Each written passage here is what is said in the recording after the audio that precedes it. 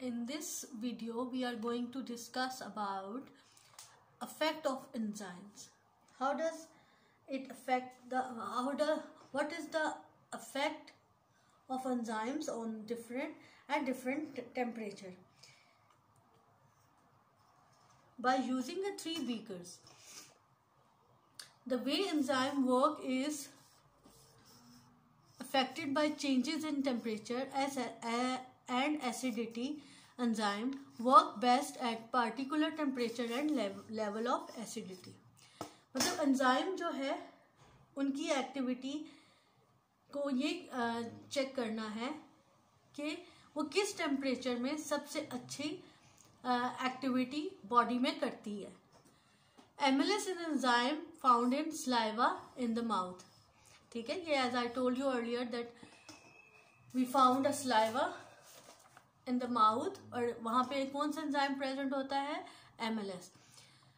To check the enzyme activity in different temperatures, we will perform this experiment, right?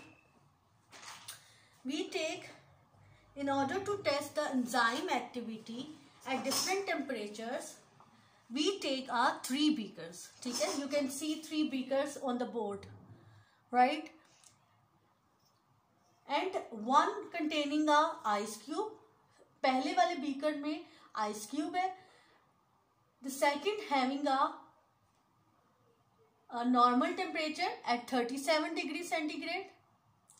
And in the third beaker we have a boiling water. ठीक है, and we put two test tubes in the beakers. You can see easily, right? These are two test tubes, one having a, okay.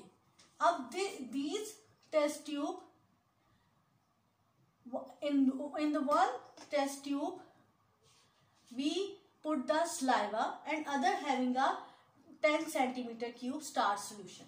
ठीक है, एक test tube में हम saliva डालेंगे और दूसरी टेस्ट ट्यूब में हम स्टार्च सोल्यूशन डालेंगे. ठीक है, सलाइवा फ्रॉम द माउथ जो थूक है वो आप ले सकते हैं, वो आपने 1 सेंटीमीटर आपने लेनी है. ठीक है, और सेकंड में आपने स्टार्च सोल्यूशन लेना है.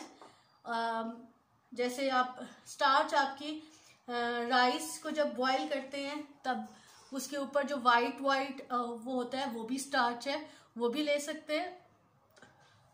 वैसे भी स्टार्च मिलती है, जैसे कपड़ों को कल्फ लगाने के लिए यूज की जाती है, वो स्टार्च पाउडर लेके अब पानी में मिक्स करके इस सेकंड टेस्ट ट्यूब में डालेंगे. ठीक है,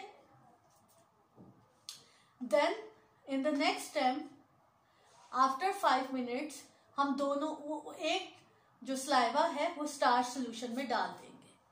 ठीक है, अब वो स्टार्च उसमें जब वो मिक्स करेंगे and then we put in the beaker again, और फिर हम बीकर में डाल देंगे आफ्टर एवरी 2 मिनट्स. ठीक है, हर 2 मिनट के बाद हमने सैंपल चेक करना है, और नीचे टेम्परेचर यहाँ पे आइस क्यूब्स ही होंगी, ये नॉर्मल टेम्परेचर है और ये बॉइलिंग वाटर. अब हम देखेंगे कि जो हमने स्टार्च सोल्यूशन और सलाइवा डाला है, मिक्स किया है, वो सैंपल लेंगे with the help of the test tube. ठीक है, इस तरह की दिस इज द एक ट्रे लेंगे, उसमें हम तीनों सॉल्यूशंस इसमें डालेंगे. ठीक है, और इस ड्रॉप से हम आयोडीन सॉल्यूशन हमने ले लिया और हमने 1 by 1 drop in each test tube हम डालते जाएंगे. एंड आफ्टर अ वाइल हम जो टेम्परेचर जो है वो टर्न करेगा ब्लू ब्लैक में, इट शोज कि इसमें एंजाइम एक्टिविटी जो है वो हुई है. अगर इसमें आप देखें ये है 0 डिग्री सेंटीग्रेड. ठीक है, ये आइस क्यूब वाली है, ये 37 वाला सोल्यूशन है, और ये बॉइलिंग वाला. ठीक है, आपने 1 मिनट में देखा, आपने 2 मिनट में देखा, आपने 3 मिनट में देखा, आपने 4 मिनट में देखा. right? Every minute a sample is taken from each test tube and added a iodine on a spotting tile. ये spotting tile में when the iodine stop turning blue black, the enzyme has broken down the starch into the glucose. ठीक है, आपने देखा इसमें भी blue black हो गया, इसमें भी हो गया, इसमें भी 3 मिनट 4 मिनट में.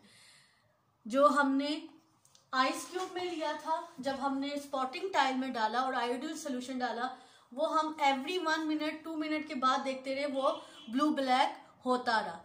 लेकिन at the 37 degree centigrade enzyme की जो एक्टिविटी है वो स्टॉप हो गई. The iodine test shows that rate of breakdown of starch is highest in the at the 37 degree centigrade having a temperature 37. वहां पे it does not turns after a, you can see yellowish. You can see it stop turning into the blue black. It shows that enzyme has broken down completely the starch into the glucose, right? So यहाँ पे enzyme activity किस temperature? So enzyme activity के लिए कौन सा temperature suitable है? At 37 degree centigrade. ठीक है, from this experiment we conclude that at 37 degree centigrade temperature is suitable for enzyme activity.